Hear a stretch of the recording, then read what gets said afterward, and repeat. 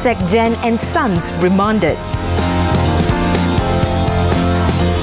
Swiss charged amid 1 MDB probe. Hi, I'm Desiree Gasper with Cuppa News.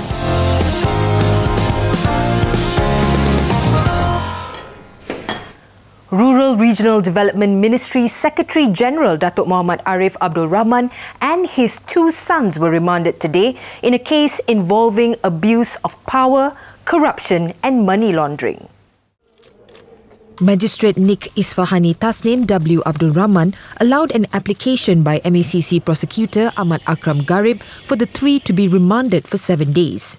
Muhammad Arif was nabbed Wednesday morning at his home in USJ 3 Subang Jaya. His 2 sons were arrested at the MACC headquarters after they were called in for questioning on the same day. Officers who conducted a 12-hour search at Muhammad Arif's house found gold bars and foreign currencies worth an estimated 3 million ringgit. They also found branded watches and 150 luxury handbags priced between 7,000 ringgit to 100,000 ringgit each. In the meantime, the Rural and Regional Development Ministry will extend its cooperation to the MACC in the investigation into alleged abuse of power and corruption by its Secretary General Muhammad Arif. In a statement, Minister Datuk Sri Ismail Sabri Yaakob said the ministry supported MACC's effort to combat corruption and irregularities. It is understood that MACC is investigating 38 savings and current accounts and at least 3 safe deposit boxes in several banks in connection with the case. The probe also covers several plots of lands. Several documents from a lawyer's office in Puchong related to the plots of land were also seized. It is learnt that statements had also been recorded from Muhammad Arif's 57-year-old wife and his 32-year-old daughter. Separately, the Court of Appeal allowed an appeal by the National Registration Department on a High Court decision made last July, granting a woman who underwent gender reassignment surgery to change details on his MyCard to reflect the male gender. So, the court allowed the appeal. The court allowed the appeal, basically. Reversed the High Court decision. And then because they say that there's no medical evidence before the sex reassignment. That's all basically. So you need to have those reports before the available reports is not good enough. The plaintiff had obtained medical validation that he is a male.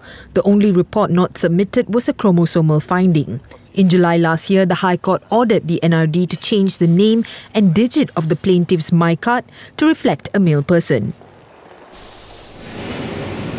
Meanwhile, at the KL Sessions Court, a former chartered arbitrator was convicted for cheating the director of the Kuala Lumpur Regional Centre for Arbitration, or KLRCA, 6 years ago. Judge Muhammad Nasir Nordin sentenced Yusof Holmes Abdullah, 73, to 6 months in prison and a fine of 20,000 ringgit. Will your client be appealing? Yes, he is appealing.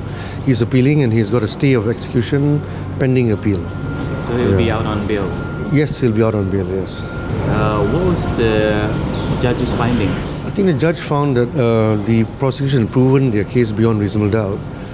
The defence had raised doubt with regards to the authenticity of the emails that were used by the prosecution in this case. The judge did not agree with the defence on that issue and found in favour of the prosecution. Yeah. He allowed the defendant's application for a stay of execution pending an appeal and increased the bail to 40,000 ringgit. The Malaysian permanent resident was also ordered to surrender his passport. In Singapore, a 42-year-old Swiss banker was charged with money laundering and other offences related to an international corruption scandal involving 1 MDB.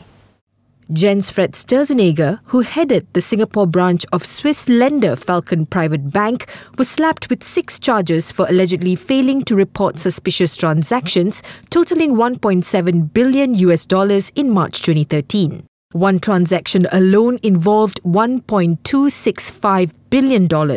Sturzenegger also faces 10 charges of giving false information to Singapore authorities in relation to their investigation into the use of the city-state's banking system as a conduit for the transfer of illicit funds involving 1MDB. His lawyer, Tan Hee Jeok, told reporters that Sturzenegger is expected to plead guilty when he appears in court on January 11th. He is currently free on bail. 3 Singaporean private bankers from Swiss lender BSI have already been jailed by a Singapore court in relation to the 1MDB scandal. The 2 foreign-registered container vessels involved in the collision at Johor Port Pasir Gudang on Tuesday have been detained and the owners told to produce a bond of 1 million ringgit each. Johor Health and Environment Committee Chairman Dato' Ayub Rahman said that the bonds were to ensure that the owners do not leave the post where the vessels are currently docking. He added that if the owners fail to produce the bonds, they could be brought to court. The bond money would be used as collateral as the owners have to bear the cleanup costs for some 300 tons of oil which could have possibly leaked due to the collision. Meanwhile, authorities say that it could take up to a week to clean up the spill, which has since reached Singapore shores.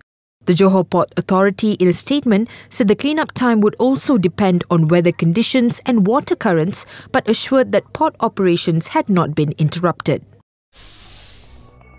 Also making headlines, 2 people in a lorry died in a freak accident on the Kajang-Seremban expressway when the concrete pipe cargo they were carrying fell off and crushed the vehicle's cabin. The accident occurred near the Beranang rest area on the highway when the vehicle went out of control at the bend in the road and caught fire at 11:15 a.m. One of the victims was identified as Molok Zainal Abidin, the driver of the lorry, while the identity of the second victim, a female, has yet to be ascertained. Thousands of people remain stranded in relief centres as Kelantan and Terengganu struggled to recover from severe flooding. But the number of people displaced in both states fell to about 18,300 from almost 25,000 yesterday. Evacuees said food was sufficient, but there were hygiene concerns at the relief centres. Several tombstones in the historical Taiping War Cemetery were found vandalised and broken. Taiping OCPD Assistant Commissioner Harith Kam Abdullah said a report was lodged by a gardener at the cemetery on January 3rd. The cemetery is where the remains of World War II soldiers are buried and is open to public from 8 a.m. to 5 p.m. In other news, police in India's technology hub of Bengaluru have detained 4 suspects after video surfaced of a woman being assaulted and groped on a street on New Year's Day. Investigations revealed that 2 of the accused worked as part-time delivery boys for a restaurant frequented by the victim who has yet to come forward. Police in Bengaluru are also investigating an alleged mass molestation on the same night at a different place in the city. In the US, a disturbing video circulated on social media on Wednesday showing a young man apparently tied up and being assaulted by 4 people. Chicago police said that they had arrested the suspect seen on the Facebook Live video, attacking and taunting the man while yelling racially charged obscenities. One of the suspects was reported to be a school acquaintance of the victim who is mentally disabled. Surveillance cameras captured the moment a 200-kilogram pig fell off a truck in the tunnel of an expressway in China. Immobilized due to a broken leg, the pig stayed where it fell and shocked drivers swerved to avoid hitting it. Fortunately, the local traffic police soon arrived and rescued the injured animal. Elsewhere, firefighters braved the cold to save a golden retriever who had fallen in icy waters through a crack in the frozen surface of Lake Michigan. Using a safety rope, one of the rescuers climbed into the ice to retrieve the dog. Although it can't speak, you can tell by the pup's face that it's extremely grateful to be out of the cold water. A home robot that plays music and keeps you company is one of the latest technological innovations at CES Las Vegas. Created by the Bosch backup startup Mayfield Robotics, Kuri is programmable and may just replace your little brother as the cutest family member. This is Curry. He's a programmable, very smart hook robot who's super adorable. Hi, Curry. You can have him play hide and seek with your kids, let you know when your wife comes home, or play NPR and follow you around in the morning as you get ready. Mayfield Robotics plans to ship the first Kuri robots in time for the 2017 holidays. Now, I would definitely buy Kuri to replace my annoying brother. And that's a wrap for Cuppa News. Good night.